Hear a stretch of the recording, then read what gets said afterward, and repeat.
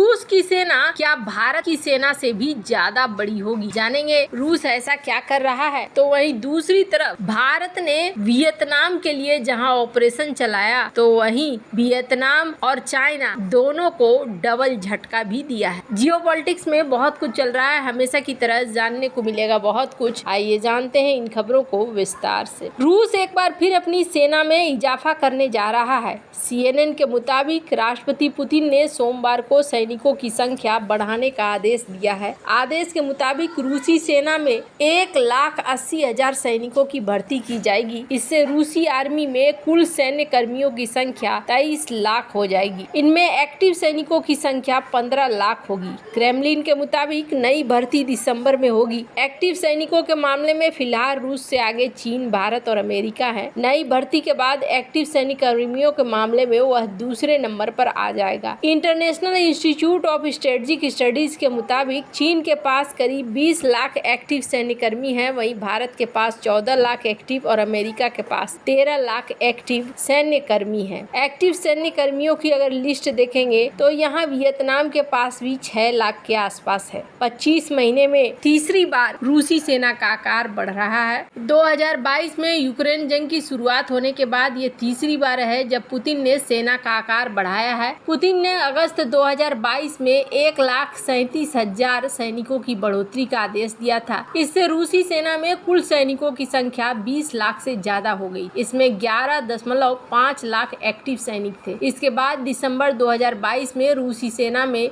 1,70,000 सैनिक बढ़ा गए। इससे कुल एक्टिव आर्मी 13 लाख की हो गई। रूस ने 80 साल में पहली बार जमीन गंवाई है। रिपोर्ट के मुताबिक सैनिकों की संख्या बढ़ाने का पुतिन का ये आदेश इसलिए भी अहम है क्योंकि पिछले महीने रूस के कुर्स्क क्षेत्र में यूक्रेनी सेना घुस गई थी। यूक्रेन ने रूस के करीब 1,175 वर्ग किलोमीटर इलाके पर कब्जा कर लिया था। दूसरे विश्व युद्ध के बाद ये पहली बार था जब रूस ने इतनी जमीन गंवाई। हालांकि अब रूस ने अपनी जमीन वापस हासिल करने की कोशिश तेज कर दी है। रिपोर्ट्स के मुताबिक पिछले हफ्ते रूस और यूक्रेनी सेना के बीच कुर्स्क के कई इलाके में मुठभेड़ हुई। इस बीच रूस ने पूर्वी डोनबास इलाके के अहम यूक्रेनी शहर प्रोकोवस्क पर कब्जा करने की कोशिश भी तेज कर दी है। एक बार फिर अपने सहयोगी देशों से रूस के रणनीतिक ठिकानों पर लंबी दूरी के हमले की मंजूरी की मांग भी की है। जेलेंस्की ने कहा है कि लंबी दूरी की मिसाइलों से रूस के सैन्य ठिकानों को तबाह करके ही समाधान निकाला जा सकता है। रिपोर्ट्स के मुताबिक अमेरिका, ब्रिटेन ने पिछले हफ्ते तक यूक्रेन को लंबी दूरी की मिसाइलें देने का मन बना लिया था, लेकिन पुतिन की चेतावनी के बाद उन्होंने इरादा बदल दिया है।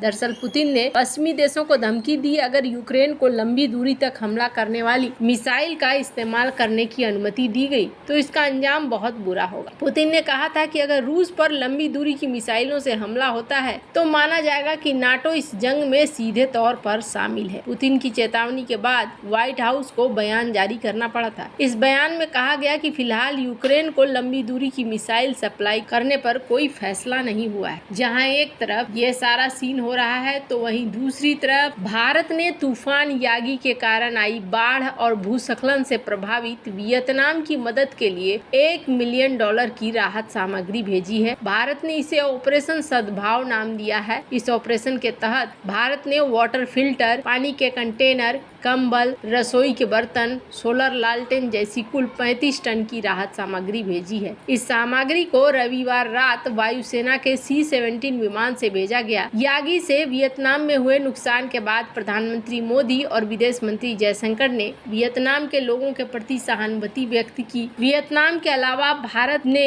यागी से प्रभावित म्यांमार और लाओस को भी राहत सामग्री भेजी है। तस्वीरों में आप देख सकते हैं वियतनाम में तूफान यागी के कारण आई बाढ़ और भूस्खलन की वजह से 200 से ज्यादा लोगों की मौत हुई है। वियतनामी अखबार VN एक्सप्रेस के मुताबिक 100 से ज्यादा लोग लापता हैं, 800 से ज्यादा लोग घायल हुए हैं। 10 सितंबर को लाओ काई प्रांत में भूस्खलन के कारण लैंगनू गांव मिट्टी में दब गया। मंगलवार की सुबह लगभग 6 बजे 500 मीटर दूर एक पहाड़ से मिट्टी और चट्टानें बहकर आई, जिससे पूरा गांव मिट्टी में समा गया। इस गांव में 37 घर थे। जिनमें 158 लोग रहते थे। भूस्खलन के बाद स्थानीय लोग 17 घायल लोगों को अस्पताल ले जाने में सफल रहे। VN एक्सप्रेस के अनुसार 42 लोगों के शव बरामद हुए, वहीं 50 लोग लापता हैं। 3 दशक में सबसे शक्तिशाली तूफान साउथ चाइना सी से उठा। तूफान यागी 3 सितंबर को वियतनाम की तरफ बढ़ गया। इसके 2 दिन बाद ये सुपर तूफान में बदल गया था, जिसकी वजह से 201 किलोमीटर प्रति घंटा की रफ्तार से हवाएं चलने लगी थी। 8 सितंबर को तूफान यागी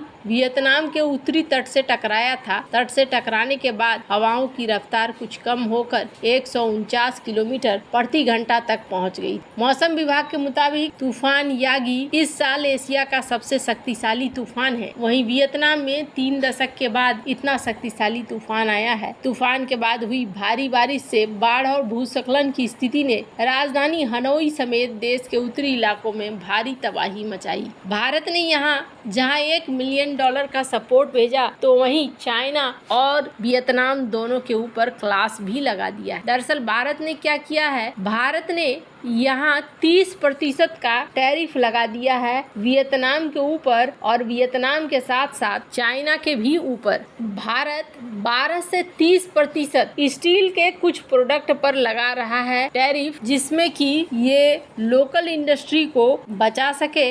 इस वजह से ये सारा काम किया जा रहा है। स्टेनलेस स्टील पाइप और ट्यूब्स एक्सपोर्ट किया जाता है चाइना के द्वारा, और दुनिया का लार्जेस्ट स्टील एक्सपोर्टर और प्रोड्यूसर भी है। वियतनाम भी ऐसा ही कुछ है, लेकिन अब भारत ने वियतनाम और चाइना दोनों के ऊपर पाबंदियां लगानी शुरू कर दी है, और ये पाबंदियां इसलिए लगाई जा रही है क्योंकि भारत का स्टील मार्केट इससे डाउन जा रहा है। इंडियन गवर्नमेंट ने एंटी डंपिंग ड्यूटी अगस्त महीने से ही इन दोनों ही उत्पादों पर लगा दिया है। अब चाइना के प्रेसिडेंट शी जिनपिंग वियतनाम के नए लीडर से जब मिल रहे थे, तब यहाँ पर ये सारी चीजें हो रही थी। वैसे वियतनाम और चाइना पक्के वाले दोस्त तो नहीं हैं, दोनों के बीच में एक युद्ध भी हो चुका है, लेकिन वियतनाम के जो नए राष्ट्राध्यक्ष हुए हैं, इन्होंने चाइना के साथ धीरे धीरे थोड़ी दोस्ती वाली चीजें करनी शुरू कर दी है। और इसके पीछे कारण क्या है? इसके पीछे कारण है दोनों का कम्युनिस्ट बैकग्राउंड। कम्युनिस्ट देश ज्यादातर एक दूसरे को